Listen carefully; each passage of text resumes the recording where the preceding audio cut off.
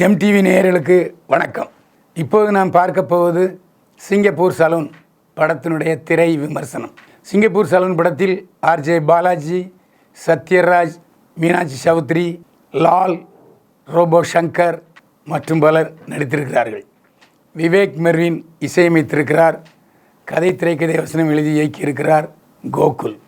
அந்த ஊரில் லால் ஒரு சலூன் கடை வைத்திருக்கிறார். சலூன் கடை வைத்திருப்பதோடு அந்த குக்கிராமத்தில் இந்துக்களுக்கு மொட்டையடிக்கிறது அவர் தான் தொழில்.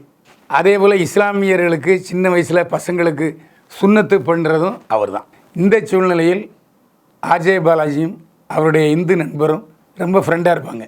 அந்த ஊரில் சலூன் வைத்திருக்கிற லால் கடைக்கு 2 பேரும் போய் சேட்டை பண்ணுறது இருக்க. ஏகப்பட்ட சேட்டை. என்ன சேட்டைன்னா, குதிரையில் ஆர்ஜே பாலாஜியுடைய ஃப்ரெண்டை ஊர்வலமாக கூப்பிட்டு வருவாங்க. ஏடா என்னையும் குதிரையில் ஏற்றிக்கிடா, என்னையும் குதிரையில் ஏற்றிக்கிடான்ட்டு சொல்லுவான். இல்லை உனக்கெல்லாம் கிடையாது, இப்போ உனக்கு கல்யாணம் நடக்க போகுதா அப்படின்னு கிண்டல் பண்ணுவாங்க.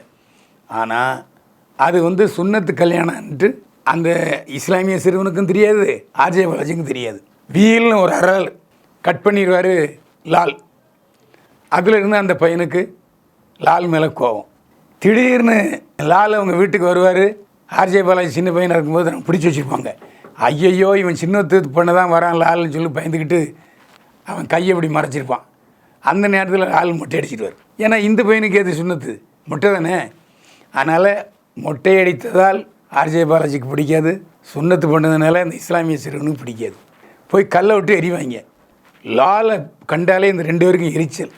ஆனால் ஒரு பிச்சைக்காரன் அவனை கூட்டு எல்லோரும் அவனை கிண்டல் பண்ணுவாங்க, கேலி பண்ணுவாங்க, நக்கல் பண்ணுவாங்க. அந்த பிச்சைக்காரனை கூப்பிட்டு வந்து அழகாக ஹேர் ஸ்டைல் பண்ணி ஒரு ஃபேஷன்டு யூத்தாக மாற்றிடுவார் லால். அவனுக்கு ஒரு புது வாழ்வு கிடைச்சிடும். ஆஹா, இந்த லால் இவ்வளவு திறமை படைச்சவரா அப்படின்ட்டு ஆர்ஜே பாலாஜிக்கு எப்படியாவது நாம் இந்த அழகுபடுத்துகிற சலூன் வேலையை கற்றுக்கணும்னு ஒரு ஆசை. இது ஒரு விபரீத ஆசைங்கிறது நமக்கு தெரியுது, கதை எழுதின கோகுலுக்கு தெரியல. ஆர்ஜே பாலாஜி அவங்க அப்பா தலைவாசல் விஜய் இன்ஜினியரிங் படிக்க வைப்பார். படிப்புலையும் கெட்டியார ஆர்ஜே பாலாஜி ரேங்க் ஹோல்டர் ஆயிடுவார். வெளிநாட்டுக்கு வேலை கொடுத்து கவுன்சிலிங் நடக்கும். இவன் நான் வெளிநாட்டுக்கு வேலைக்கு போக மாட்டேன் அப்படின்னு சொல்லுவான் ஆர்ஜே பாலாஜி. உடனே இன்ஜினியரிங் காலேஜ் கவுன்சிலிங்காரர் எதுக்கு போ அப்படின்னு கேட்பார். எனக்கு இந்த இன்ஜினியர் வேலைலாம் பிடிக்காது, நான் வேறு வேலைக்கு போக போகிறேன் அப்படின்னு சொல்லுவான். உடனே அந்த அதிகாரி கேட்பார், என்ன வேலைன்னு. முடி வெட்டுற வேலைம்மா. எல்லோரும் சிரிப்பாங்க. கடைசியில் முடி வெட்டுறதுல கில்லாடி ஆயிடுவான். ஒரு கட்டிங்க்கு 5000 ரூபா 10,000 ரூபாங்க ரேஞ்சுக்கு பெரிய கோடீஸ்வரர்களுக்கு முடி திருத்துற வேலை கிடைக்கும் ஆர்ஜே பாலாஜிக்கு. ஆர்ஜே பாலாஜிக்கு இந்த ஊர்லேயே பெரிய சலூன் வைக்கணும் அப்படின்னு ஒரு ஆசை. ஆர்ஜே பாலாஜியோடைய காதலி மீனாட்சி சௌத்ரி. அரும்பாடுபட்டு மீனாட்சி சௌத்ரி ஒரு காதலிச்சு கல்யாணம் பண்ணிடுவார் ஆர்ஜே பாலாஜி. ஆர்ஜே பாலாஜியுடைய மாமனார் மீனாட்சி சௌத்ரி அப்பா இருக்கார சத்யராஜ் வடிகட்டுன கஞ்சேன். ஆனால் எப்படியோ தன்னுடைய இன்னொரு 2 மகளுக்காக கல்யாணத்துக்காக 3 கோடி ரூபா சேர்த்து வச்சுருப்பார். இந்த 3 கோடி ரூபாய் எப்படியோ ஆட்டை போடணும் அப்படின்னு ஒரு ஆசை ஆர்ஜே பாலாஜி. இன்னொரு மருமகன் ரோபோ சங்கர். சிங்கப்பூர் சலூன்னு சென்னையிலே பெரிய சலூன். 3 கோடி ரூபாய்க்கு எவனா சலூன் கட்டுவானா? 3 கோடி ரூபாய்க்கு சலூன் அமைப்பார் ஆர்ஜே பாலாஜி. அவருடைய கட்ட நேரம் சுனாமி வரும். பக்கத்தில் இருந்த பெரிய 2 பில்டிங் அப்படியே பூமியோட பூமி ஆயிரும், கடன் ஆயிரும். கடனை தீர்க்கிறதுக்கு வழி இல்லாமல் தற்கொலைக்கு போவார். இதில் லாஜிக் எரர்கள் நிறைய இருக்குது. நம்பிக்கையோடு தன்னுடைய இன்ஜினியரிங் கிடைச்ச வேலையை விட்டு முடிதிருத்து வந்தவர். அது ஒர்க் அவுட் ஆனால் பேசாமல் இன்ஜினியரிங் வேலைக்கு இன்ஜினியரிங் படித்த வேலைக்கு ஏதாவது ஒரு வேலை கிடைக்கும்ல, அந்த வேலைக்கு போண்டி தானே போக மாட்டார். இப்படியா கதை போகும், நமக்கும் வெறுப்பு வரும்.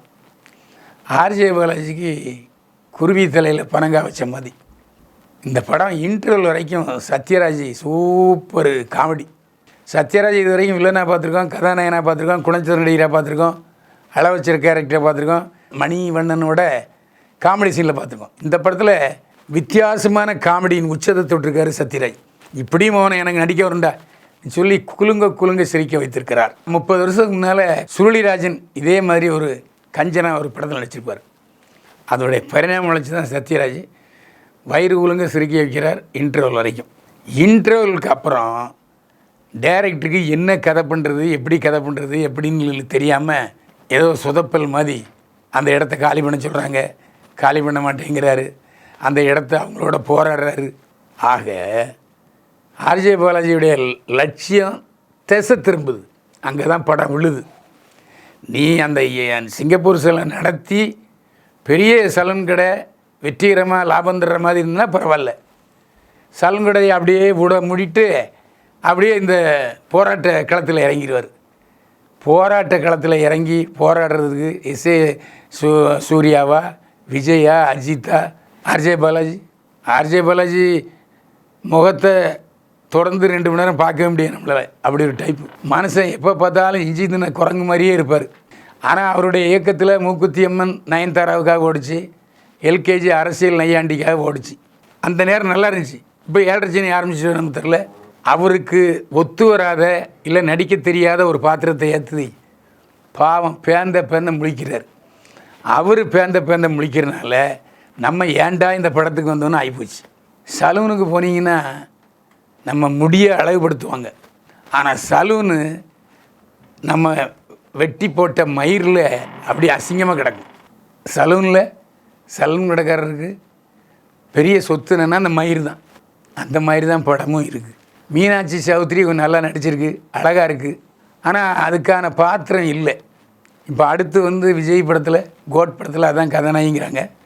ஆனால் பாந்தமான அழகி, அதில் சந்தேகம் இல்லை. இந்த படத்துக்கு அப்புறம் சத்யராஜை நிறைய படத்தில் காமெடி ஆக்டராக பார்க்கலாம். பாகுபலியில் எவ்வளோ கம்பீரமாக வந்தார். அது நேர்மாறாக கிழுகிழுப்பாக சிரிக்க வைக்கிற ஆள் சத்யராஜ்னு இந்த படத்தில் ப்ரூவ் பண்ணியிருக்காரு. என்ன இருந்தாலும் அனுபவம் இருக்குது இல்லையா. ஆர்ஜே பாலாஜி மாதிரி ரேடியோவில் குரல் கொடுத்துட்டு இருந்தார். அந்த குரல் கொஞ்சம் காமெடியாக இருந்துச்சு. அதுக்கு அவர் 2 படம் ஜெயிச்சது, அவ்வளோதான். இப்போது சரக்கு தீர்ந்து போச்சு. இந்த மாதிரி கேரக்டர்கள் இன்னும் ஒரு படத்தில் வந்தாலே வேண்டாம், இந்த ஒரு படமே போதும். இனிமேல் ஆர்ஜே பாலாஜிக்கு வாய்ப்பு வருவது சந்தேகம். ஏன்னா அந்த அளவுக்கு படம் மொக்க.